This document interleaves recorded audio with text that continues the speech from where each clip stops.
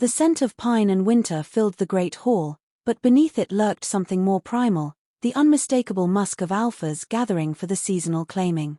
My skin prickled with awareness as I pressed myself against the cold stone wall, trying to disappear among the other omegas brought as offerings. Unlike them, with their perfumed skin and practiced demure glances, I hadn't been groomed for this moment. My pale blonde hair hung loose and unadorned, lacking the intricate braids that mark those raised in the tradition. "Stand straight, girl," hissed the handler, her fingers digging into my shoulder. "The Alpha King himself is present tonight. Show some respect." I bit the inside of my cheek until I tasted blood.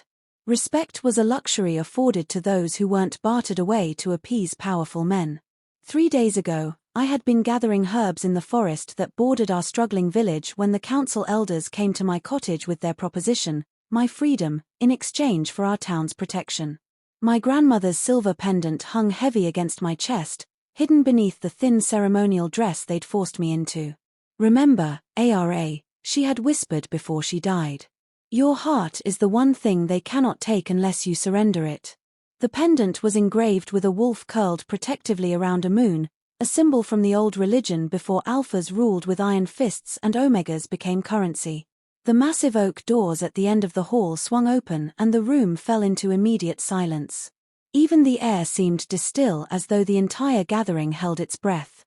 A tall figure entered, flanked by warriors whose scars told stories of battles won and enemies vanquished. But it was him, the Alpha King, who commanded every gaze. He moved like a predator, each step deliberate and powerful. Dark fur adorning his shoulders despite the roaring fires that kept the hall warm. His face remained impassive as he surveyed the room. But when his eyes swept over the line of omegas, something flashed across his features, something that made my heart stutter in my chest. Those eyes found mine, and the world tilted. "That one," he said, his voice cutting through the silence. The pale one with untamed hair, every head turned toward me, and the handler's grip tightened painfully. I couldn't breathe, couldn't think. This wasn't supposed to happen. I was meant to be overlooked, a token offering from a village too poor to provide a proper mate. I was supposed to return home after fulfilling my obligation, free to live as I chose. But the Alpha King had looked at me and only me. They brought me to his chambers like an animal to slaughter. 2 guards flanking me as we walked through twisting corridors of stone and tapestry. The Alpha King had left the hall immediately after selecting me, not bothering to witness the gasps and whispers that followed his choice. I had been chosen over daughters of nobles, over omegas trained since childhood in the arts of pleasing an alpha mate. "Don't try running," one guard warned, though his tone held a note of pity. "The king doesn't tolerate disobedience." The other guards snorted as if she'd get far. "No one escapes the castle walls unless King Caden wills it."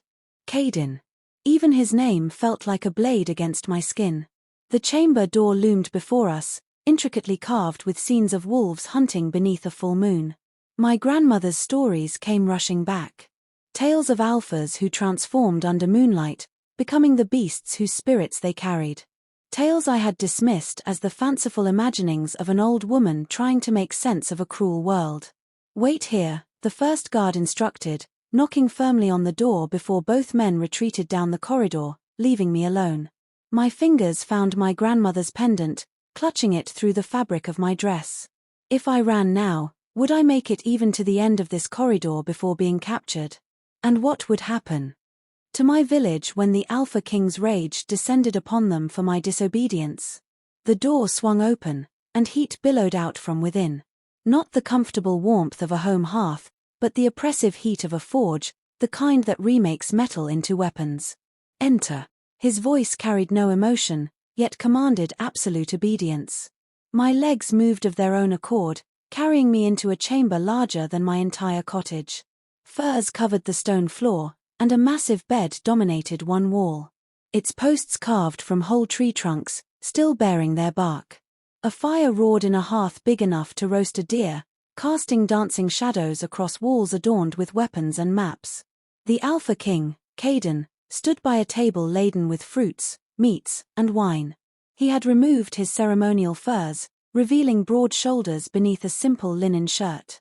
Without the formal trappings, he looked younger, though no less dangerous. "You haven't been prepared properly," he observed, eyes narrowing as he took in my appearance. "Which village sent you?" "Riverist," I answered, surprised to find my voice steady despite the fear coursing through me. "We had little warning of the tribute requirements." His laugh was sharp and without humor. "Tribute? Is that what they told you this was?" He moved toward me and it took every ounce of courage not to step back. "What's your name, Omega?" "ARA. ARA," he repeated as though tasting the sound of it. "Do you know why you're here?" "ARA of River Mist." I lifted my chin slightly because our council traded me for protection. "And do you know what happens to Omegas chosen at the seasonal claiming?" The stories were well known, passed in whispers between women in my village. Omegas chosen by alphas became their property to use, to breed, to discard when they grew tired of them. Some were treated well, adorned with jewels and fine clothes as prized possessions. Others were never seen again. "I know enough," I replied, fighting to keep my voice from trembling. Cadence circled me slowly, his gaze of physical weight against my skin. "I wonder if you do." He stopped before me, close enough that I could feel the heat radiating from his body. "The Council of Elders from your village sent a letter with their offering. Do you know what it said?" I shook my head, confusion momentarily overshadowing fear. "It said their tribute was defective. That you carry a sickness of the mind that makes you unsuitable." His eyes bore into mine, searching. "They claimed you see visions. That you speak with spirits no one else can perceive." The blood drained from my face.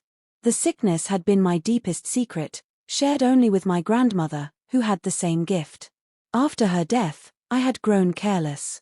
Perhaps speaking to the woodland spirits where others might overhear, drawing symbols in the dirt to appease the ancient ones who guarded our forests. "They sent you expecting you to fail." Caden continued, his voice lower now. "To be rejected and returned in shame, fulfilling their obligation without losing anyone they deemed valuable." Humiliation burned through me, followed quickly by anger. The council had never approved of me, the strange orphan girl who lived at the edge of the village, but to send me as an intentional insult to the Alpha King. "I didn't ask to be here," I said, a tremor finally breaking through my composure. "Send me back or keep me or kill me, whatever punishment fits their insult." Something flashed in his eyes, surprised perhaps that I would speak to him so directly. Alphas were accustomed to Omegas who cowered and submitted. Not those who met their gaze and spoke plainly. "There will be no punishment," he said after a moment. "Not for you, at least. As for your village." His smile was all predator. "We shall see." He turned away, moving to pour wine into 2 goblets. "I have a proposition for you, ARA of River Mist. A chance to secure both your freedom and your village's safety." My heart skipped. What kind of proposition? "Spend the night in my bed," he said simply, extending a goblet toward me. "If you endure until dawn without fleeing, I'll set you free. No claiming, no binding. You may return to your village, and I'll ensure they remain under my protection despite their discourtesy." I stared at him, waiting for the trap to reveal itself. "Just sleep beside you, that's all." His laugh was genuine this time, deep and startling in its warmth. "No, little Omega, not just sleep." Heat flooded my cheeks as understanding dawned. "And if I refuse, then you return to River Mist immediately, but my protection is withdrawn. I imagine there are other kingdoms whose alphas would be happy to claim your territory." The choice was no choice at all. My village, for all its faults, was home to children, elders, and innocents who had no part in the council's decision. Without the Alpha King's protection, they would be vulnerable to raiders and rival packs whose treatment would make Cadence seem merciful by comparison. "One night," I repeated carefully, "and then I'm free. No claiming bite, no binding ceremony." He nodded once, his expression unreadable.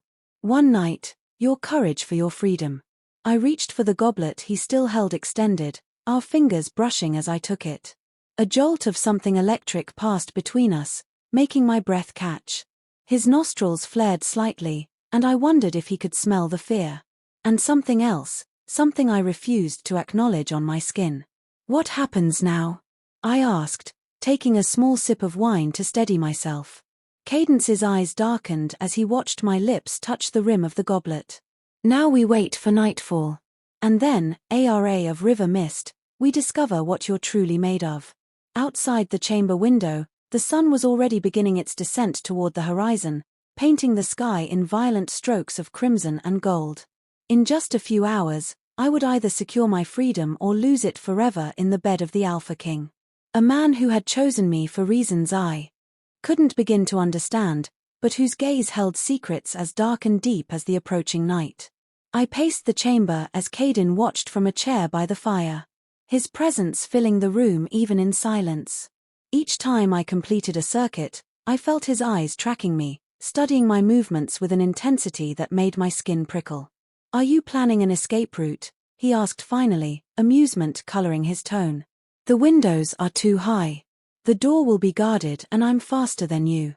I paused by the window, gazing out at the darkening sky. "I'm not planning an escape, I agreed to your terms. Yet you move like a caged animal." "Perhaps because I am one," I replied, turning to face him. The wine had loosened my tongue, making me bolder than wisdom allowed. To my surprise, he didn't appear angry at my insolence. Instead, he leaned forward, elbows on his knees, his gaze sharpening. "Tell me about these visions of yours." My hand instinctively went to my grandmother's pendant. "They're nothing. Village superstition. Lie to me again, Ara, and our agreement is void." The threat hung between us, and I swallowed hard. No one had ever asked directly about what I saw. They only whispered behind their hands, called me cursed, kept their children away from the strange girl who spoke to empty air.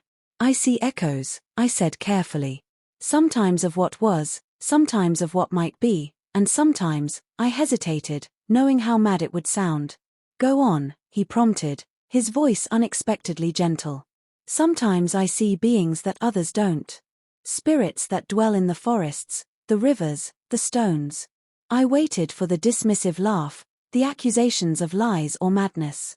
Instead, Caden rose from his chair and approached me slowly, as one might approach a wild thing, ready to bolt. "What do they look like, these spirits?" The question was so unexpected that I answered without thinking.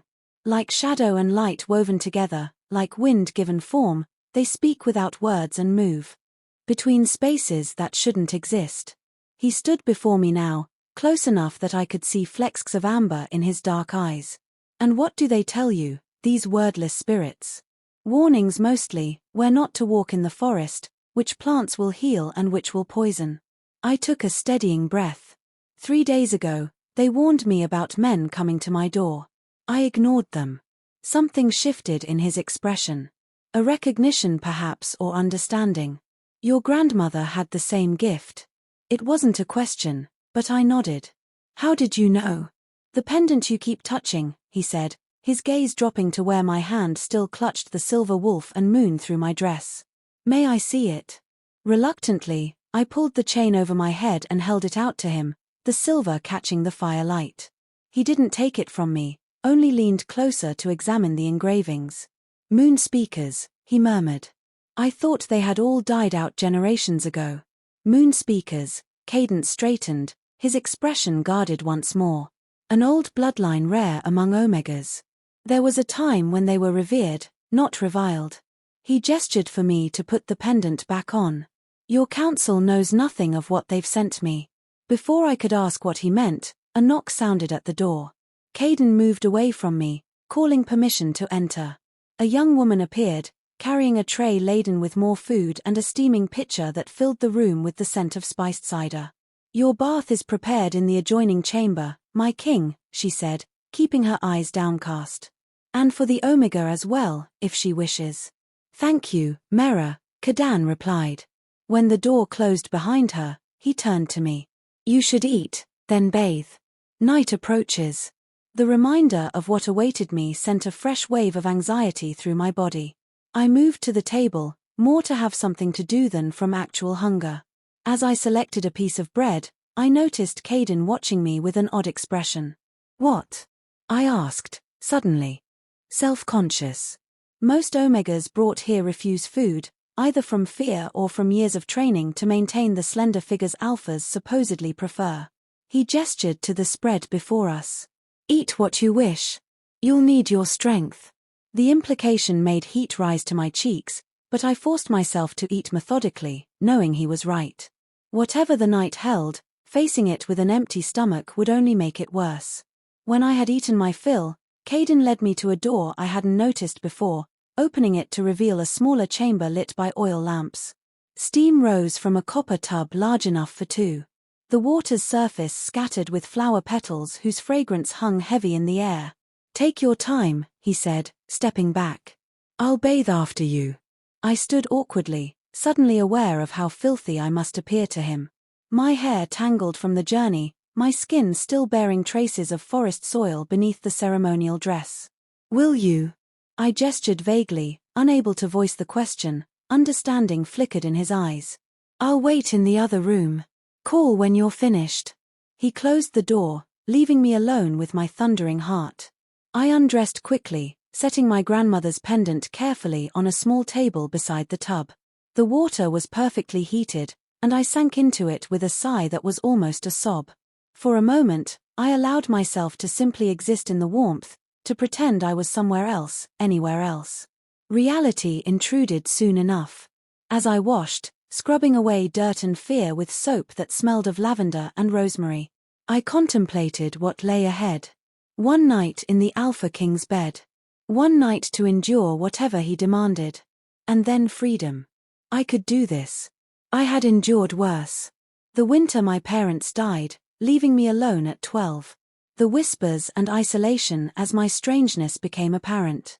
The hunger when villagers refused to trade with the cursed girl. I could endure one night with a man, even one as intimidating as Caden. When I finally emerged from the water, I found a soft drying cloth and a robe of deep blue laid out for me. No ceremonial dress, no omega garb designed to display submission, just a simple robe that covered me from neck to ankle. I dried my long blonde hair as best I could, combing through the tangles with my fingers, then donned the robe and secured my pendant around my neck once more. I'm finished, I called, my voice sounding small in the steamy chamber. The door opened immediately as though he'd been waiting just outside. Caden entered, his gaze sweeping over me in a way that made me acutely aware of how the damp robe clung to certain curves. Your turn, I said, moving to pass him. His hand caught my arm, gentle but firm. Wait. I froze, my pulse jumping beneath his touch. He was close enough that I could smell him. Pine and smoke and something wild that defied description. My omega instincts, dormant until now, stirred to life in response to his proximity, urging submission, urging me to bare my neck to this alpha who radiated power. I resisted, meeting his gaze steadily, despite the trembling in my limbs. There's something you should understand before night falls completely, he said, his voice low. I chose you for a reason, Ara of Riverist. Because I'm a moon speaker acre, I guessed.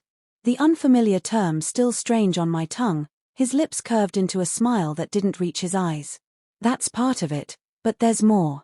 He released my arm, his fingers trailing lightly over my skin as he did.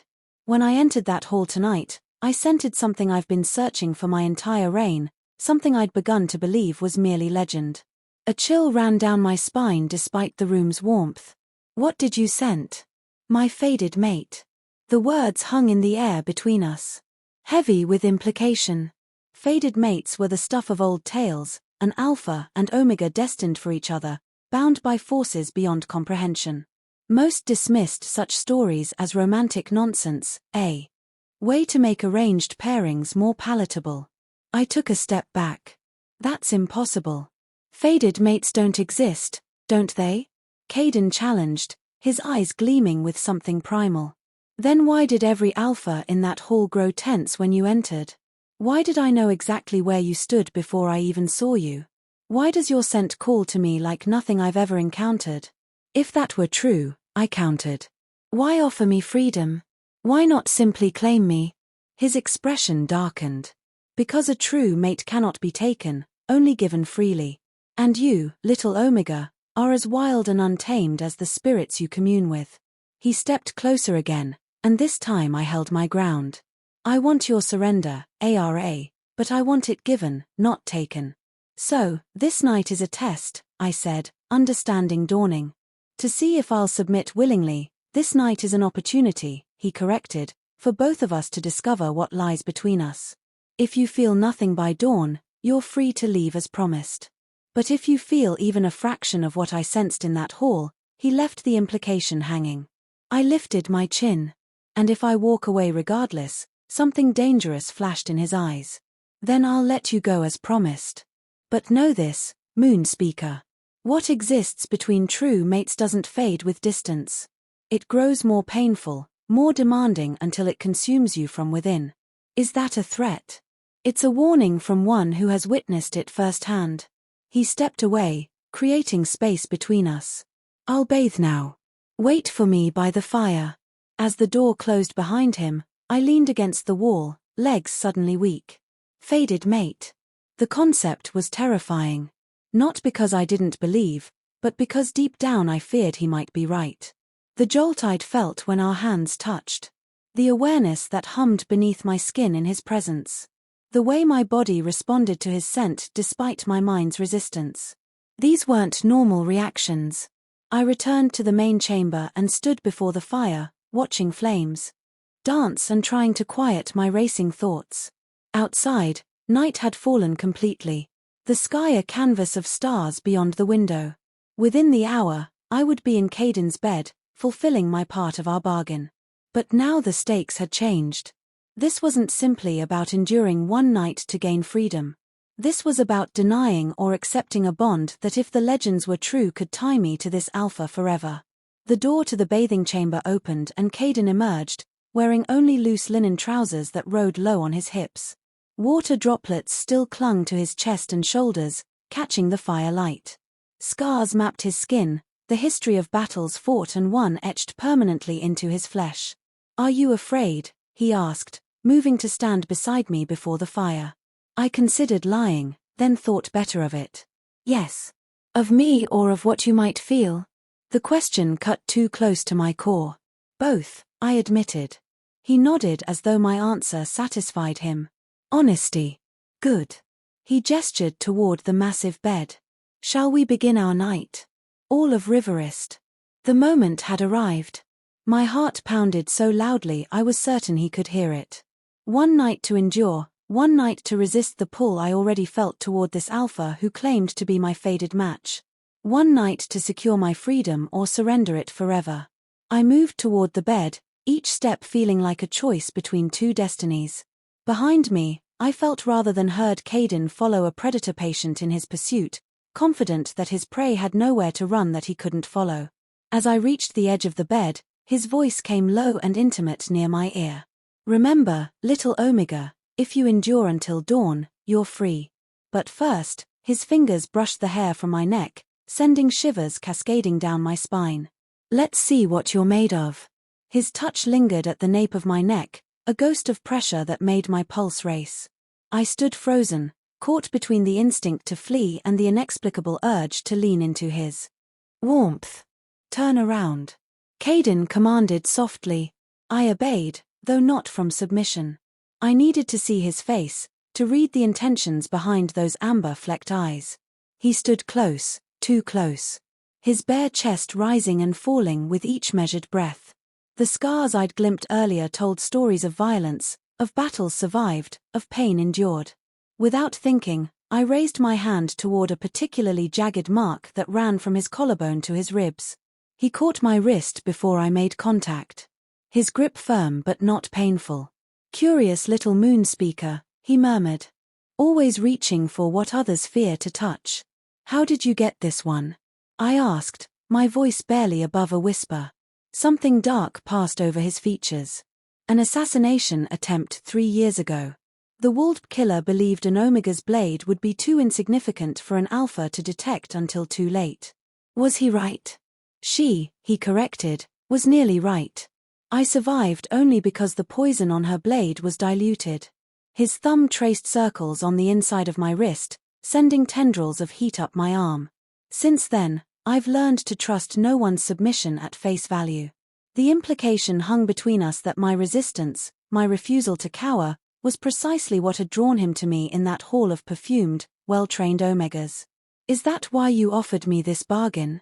I asked. "Because you don't trust submission given too easily." His lips curved into a smile that transformed his face, softening the hard edges of power into something almost boyish. "I offered because you looked ready to bite the handler who dared touch you without permission. Because your eyes held defiance even as your body trembled with fear." His hand slid from my wrist to my waist, resting at the curve where the robe cinched. "Because true mates should come together as equals, not as conqueror and conquered." "We're not true mates," I insisted, though the words felt hollow even to my own ears. "Then this night will prove it one way or another," he replied, his confidence unwavering. His fingers found the knot securing my robe. "May I?" The question startled me. Alphas didn't ask permission. They took. Especially alpha kings with omegas already in their chambers, already committed to a night in their beds. "Yes," I whispered. Uncertainty and something darker, more primal, wearing within me. He untied the knot with deliberate slowness, his gaze never leaving mine as the robe fell open. Cool air kissed my skin, raising goosebumps across my exposed flesh. I resisted the urge to cover myself, standing naked before him, with only my grandmother's pendant resting between my breasts. Caden's eyes darkened as they traveled over me, his breathing becoming more ragged. "Beautiful," he murmured, his voice rough with restraint, like moonlight given form. Heat bloomed across my skin, spreading from my cheeks down my neck and chest. No one had ever looked at me this way, as though I were precious, desirable, worth savoring. "Your turn," I said, surprising myself with my boldness. His eyebrows raised slightly, but he complied, untying the drawstring of his linen pants and letting them fall. He stood before me, magnificent and unashamed, every inch the Alpha King. My breath caught in my throat at the sight of him, at the raw power contained in the body now revealed to me. "Satisfied?" he asked, amusement tinging his voice. "Intimidated," I admitted honestly. His laugh was unexpected and genuine. "Honesty again, you continue to surprise me." He reached for me, his hands settling on my waist. "We have all night. There's no rush." He guided me onto the bed, the furs soft against my bare skin. I expected him to cover me with his body immediately to claim what I had tacitly offered by agreeing to his bargain. Instead, he stretched out beside me, propped on one elbow, his free hand hovering just above my collarbone. "May I touch you?" he asked again, his restraint evident in the tension of his muscles. I nodded, not trusting my voice. His fingers traced a path from my collarbone to my shoulder, then down my arm, as though mapping every inch of me. "When I scented you in that hall," he said, his voice low and intimate. "It was like finding something I didn't know I'd lost. Like coming home after a lifetime of wandering." "That's just alpha instinct," I argued weakly. "The drive to claim." He shook his head, his hand continuing its gentle exploration across my stomach. Careful to avoid my breasts and the more intimate places that already HDHD for his touch. "I've been surrounded by omegas since I took the throne. Beautiful ones, willing ones, trained ones. None of them affected me like this." His scent was everywhere now, wrapping around me like a physical embrace. Pine and smoke and male arousal, making my head swim and my body respond in ways I couldn't control. My omega nature, so carefully suppressed for years, surged toward his alpha presence, recognizing something my mind still fought to deny. "What if this is just physical?" I whispered. "Just bodies responding to bodies." Cadence's hand paused at my hip.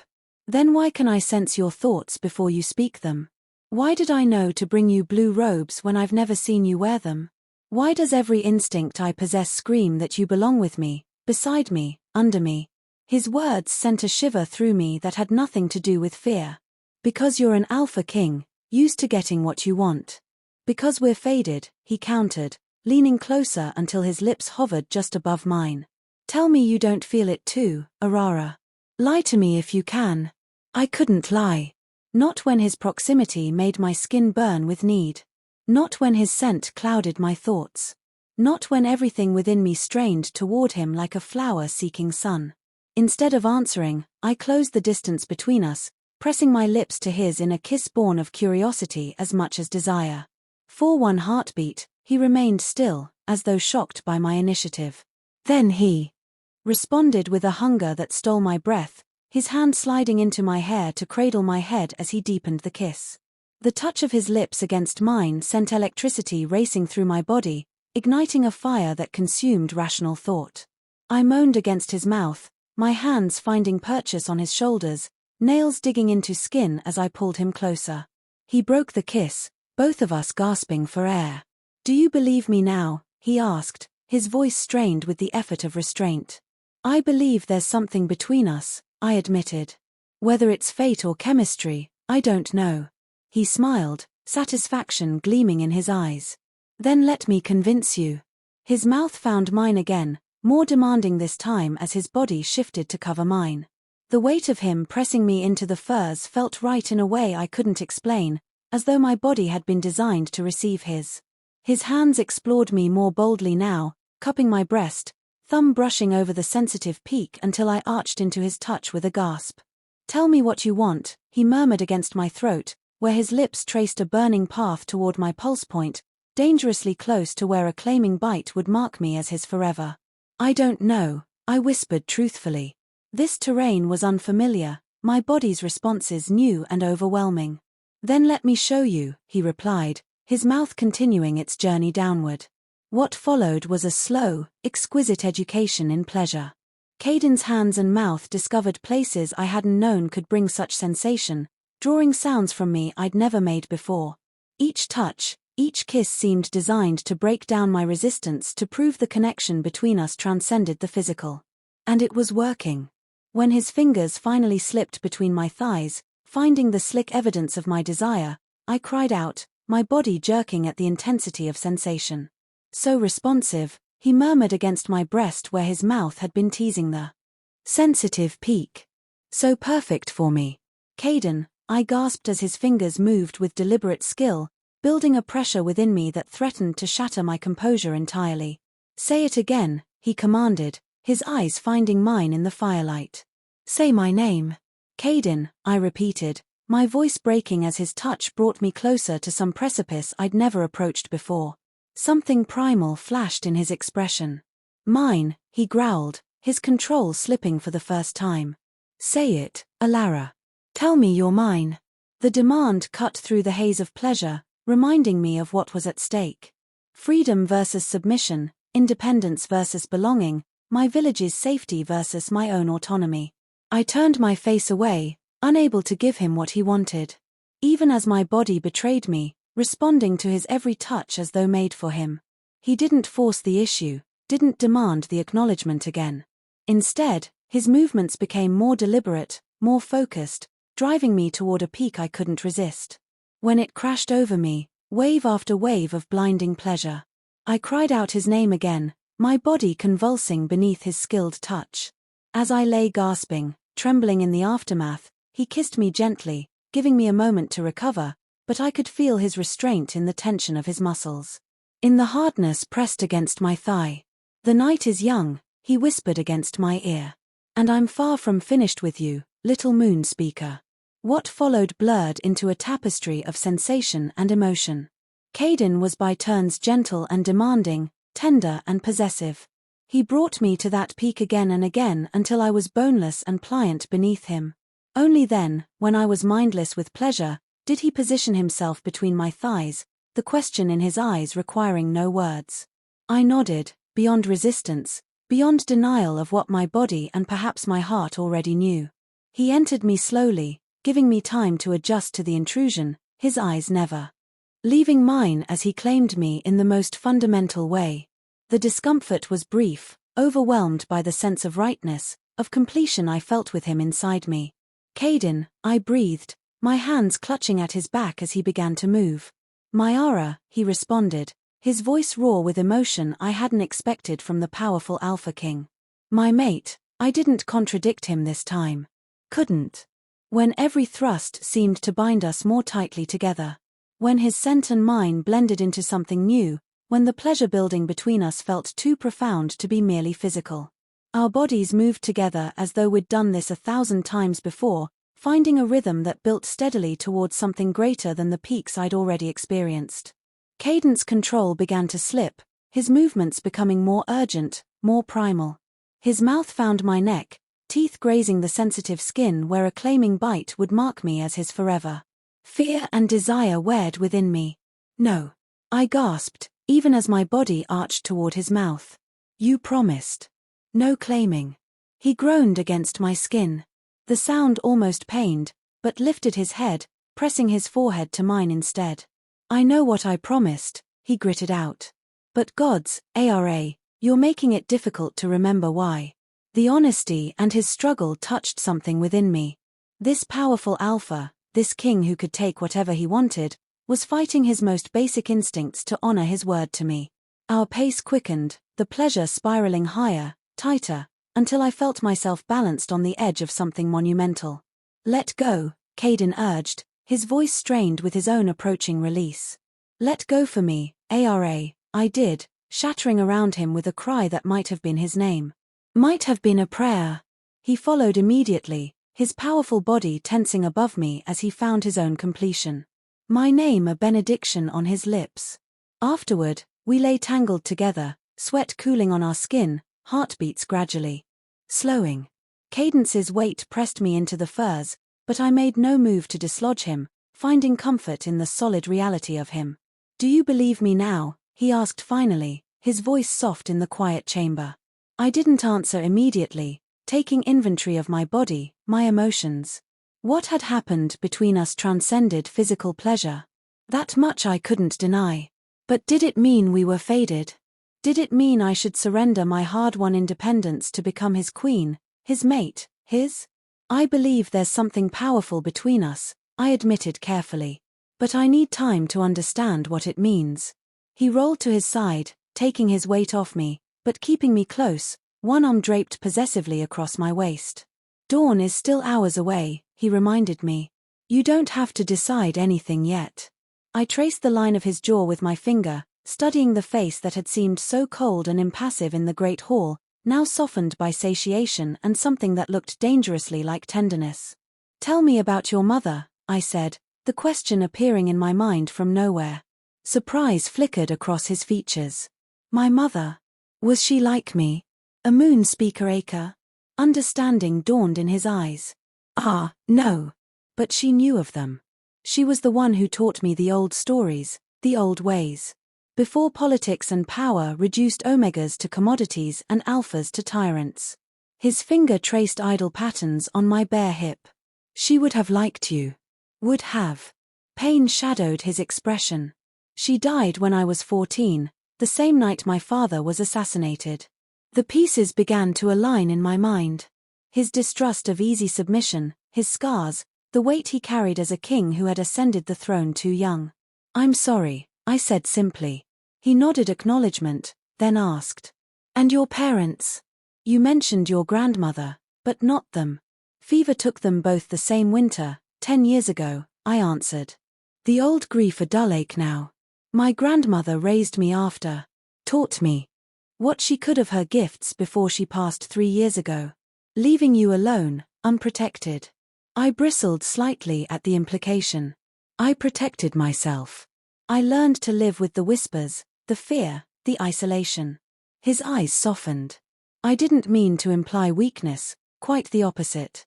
You survived when others would have broken." His hand moved to cut my cheek. "It's one of the many reasons you're worthy to be my queen." The declaration startled me back to reality, to the stakes of our bargain. "I haven't agreed to that." "Not yet," he conceded, confidence undiminished. "But the night is only half over." Before I could form a retort, his mouth claimed mine again, and rational thought fled once more under the onslaught of sensation. As his hands renewed their exploration of my body, already familiar with what brought me pleasure, I wondered if I was fighting a battle already lost, if Dawn would find me not only physically conquered, but willingly surrendered to this alpha who promised not subjugation, but partnership. And for the first time, the prospect didn't fill me with dread, but with a dangerous, seductive hope. Dawn's first pale light filtered through the high windows, painting the chamber in soft grays and blues. I lay awake, watching shadows retreat from Caden's sleeping face. In repose, the Alpha King looked younger, the lines of authority smoothed away, his dark lashes casting delicate shadows on his cheeks. One arm remained possessively draped across my waist, even in sleep, unwilling to let me go. The night had been a revelation. After our second joining, we had talked for hours about his kingdom, about my village, about the spirits I could see, and the legends he had been taught. Then passion had overtaken us again, and again after that, until exhaustion finally claimed us both. Now, as morning light heralded the end of our bargain, I faced the choice I had been avoiding through the long pleasure-filled night. Stay or go. Claim my freedom as promised or surrender to the bond that had grown undeniable between us. I slipped carefully from beneath his arm, gathering the blue robe from where it had fallen beside the bed. My body HDHD pleasantly, bearing the evidence of his attention in small bruises and tender places.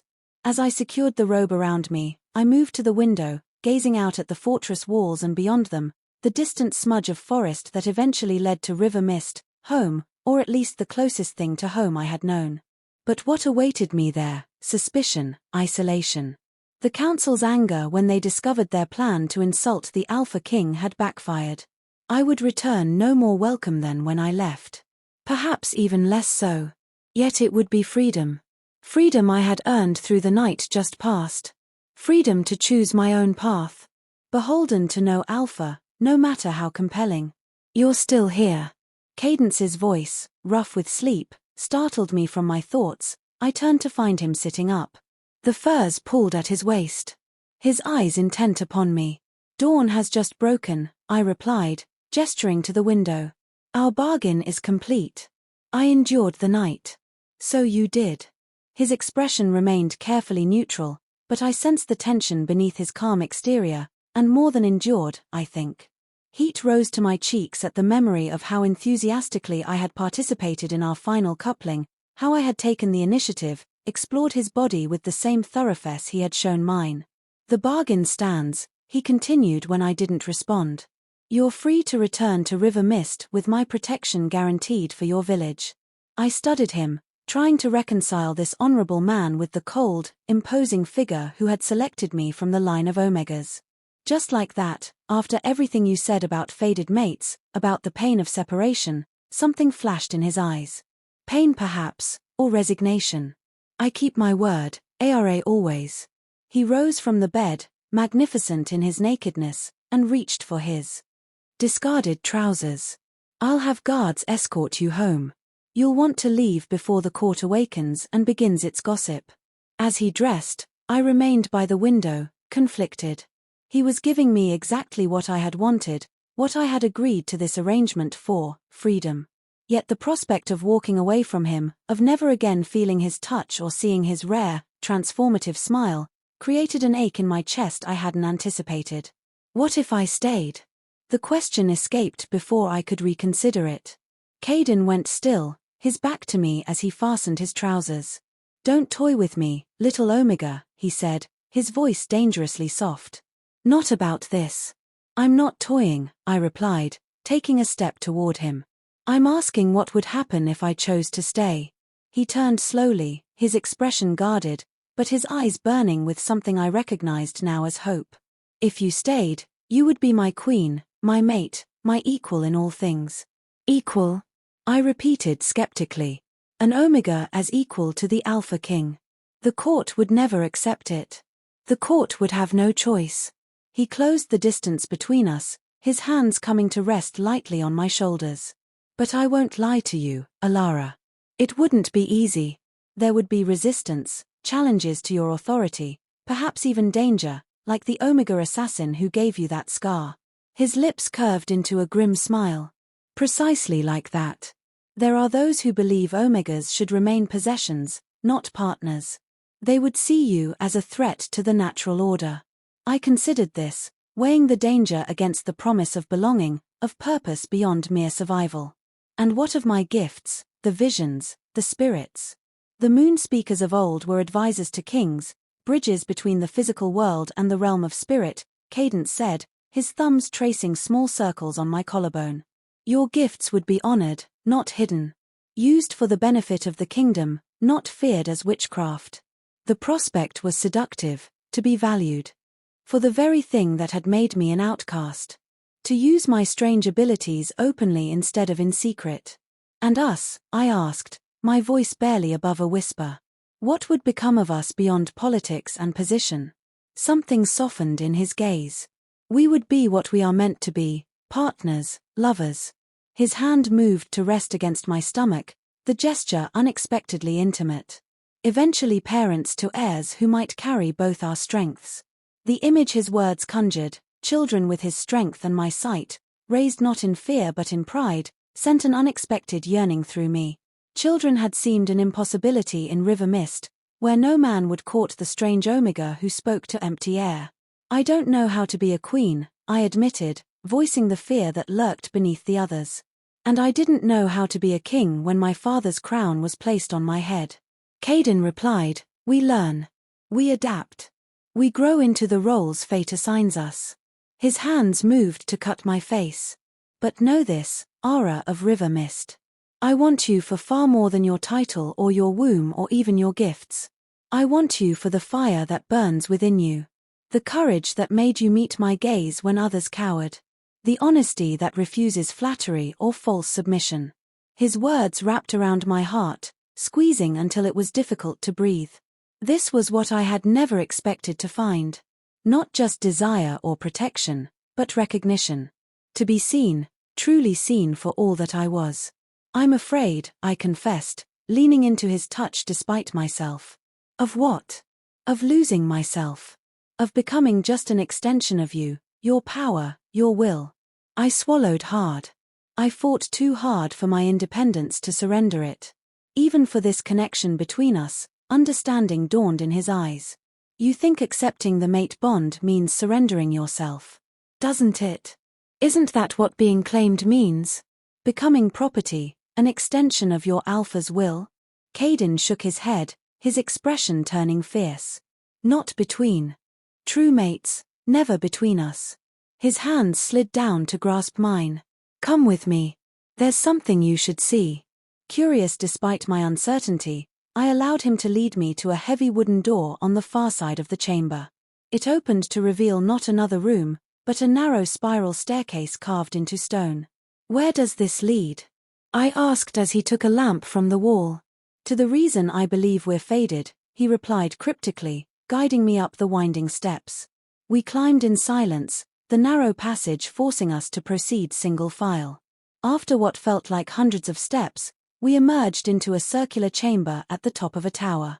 Unlike the opulent royal quarters below, this room was austere, its stone walls bare, save for shelves lined with ancient-looking books and scrolls. In the center stood a pedestal bearing a single object, a crystal orb the size of 2 fists, cloudy within, as though filled with swirling mist. What is this place? I whispered, sensing power humming in the air, making the hairs on my arms rise. The seer's chamber, Cadan answered, placing the lamp on a nearby table. It has existed since the castle was built centuries ago. According to legend, it was designed by the first Alpha King and his mate, a moonspeaker like you. I approached the pedestal slowly, drawn by the orb's subtle pulsing energy. And this, the Heart of Sight, a relic from the time when Alphas and Omegas ruled as equals before power corrupted the balance. He stood beside me, watching my reaction carefully. It responds only to those with the gift of true sight. The moon speakers as if responding to his words. The mist within the crystal began to swirl more rapidly. Colors bleeding into the grayness. Blues, silvers, hints of gold. It's reacting to you, Caden said softly. In 3 generations of my family, it has never responded like this. I stared at the orb, transfixed by the patterns forming and dissolving within. What does it do? According to the old texts, it amplifies the moon speaker's gifts, allows them to see more clearly, to reach farther into the realm of spirit, to guide the kingdom through threats visible and invisible. His voice lowered. It said that when touched by faded mates, one an alpha of royal blood, one a moon speaker. It reveals the path ahead. The implication was clear. You want us to touch it together? He nodded, his expression solemn. If nothing happens, You can walk away knowing our connection was just physical attraction, powerful, but ultimately mundane. But if it responds, he left the possibility open. I hesitated, weighing the choice before me. If I touched the orb and nothing happened, I could leave with certainty, free of doubts. But if it confirmed what Caden believed, that we were truly faded, could I still walk away? What if I still choose to leave even if it shows we're faded? I asked, needing to understand the full terms of this new bargain. Pain crossed his features, quickly masked. Then I would honor your choice as promised. But I would hope you might consider an alternative. Not immediate claiming, but courtship. Time to know each other beyond a single night of passion. Time for you to see that being my mate would not mean losing yourself, but finding a partner who values all that you are. His offer was unexpected, a concession I hadn't thought an alpha king capable of making. Not immediate submission, but choice. Not possession, but partnership. Very well, I agreed, my heart racing. Well, touch it together. Caden positioned himself opposite me, the pedestal between us. Place your hand on it when you're ready, he instructed. I'll do the same. And taking a deep breath, I reached out, my fingers hovering just above the crystal surface. Across from me, Caden mirrored my position, his eyes never leaving mine. In them, I saw not the commanding Alpha King, but a man offering vulnerability, hope, and the possibility of rejection. Together, I whispered and pressed my palm to the cool crystal. As he did the same, light exploded from the orb, so bright I had to close my eyes against its intensity. Behind my eyelids, visions cascaded in rapid succession. Caden and I standing before a gathered court, his hand steady in mine. The two of us bent over ancient texts, searching for answers to some unseen threat. My body swollen with child, his hands protective around the curve of new life. The two of us aged, silver in our hair, surrounded by children and grandchildren who bore the marks of both our bloodlines. And through it all, a sense of rightness, of completion I had never known. Not submission or dominance, but balance. Two halves of a whole, each supporting the other's strengths, each protecting the other's vulnerabilities. When the light faded and I could open my eyes again, I found Cadence staring at me with wonder, with hope, with a vulnerability I had never expected to see in the Alpha King. Did you see? He asked, his voice rough with emotion. I nodded, unable to speak past the lump in my throat. The visions had been clear, unmistakable. We were indeed faded, not in the simplistic way of children's tales, where an Omega submits and an Alpha possesses, but in the ancient way, where two souls find in each other the missing pieces of themselves. I can't be a traditional Omega queen, I said finally, finding my voice. I won't be silent or submissive or merely decorative. I would never ask that of you, he replied. His hand still on the orb, still connected to mine through the crystal between us. I need a partner, ARA, not a possession. Someone who will challenge me when I'm wrong, support me when I'm right, and stand beside me as we face whatever comes. There will be opposition, I warned, from your court, from traditionalists who believe Omegas should know their place. His smile turned predatory, reminding me that for all his gentleness with me, he was still the Alpha King, a man who had fought and killed to protect his throne, his people. Let them oppose us. Together, we'll show them what true balance looks like, what the kingdom can become when old wisdom meets new strength. The pendant at my throat seemed suddenly warm, as though my grandmother approved of this path, this choice. I remembered her final words to me. Your heart is the one thing they cannot take unless you surrender it. But surrender implied defeat, loss. What I felt looking at Caden now wasn't defeat. It was recognition. Not loss, but finding. I won't return to River Mist, I decided. The words feeling right as they left my lips. Not permanently, but I would like to visit, to collect my few possessions, to explain to those who showed me kindness. Hope blazed in Caden's eyes. You'll stay. You'll be my mate, my queen. I'll stay, I confirmed.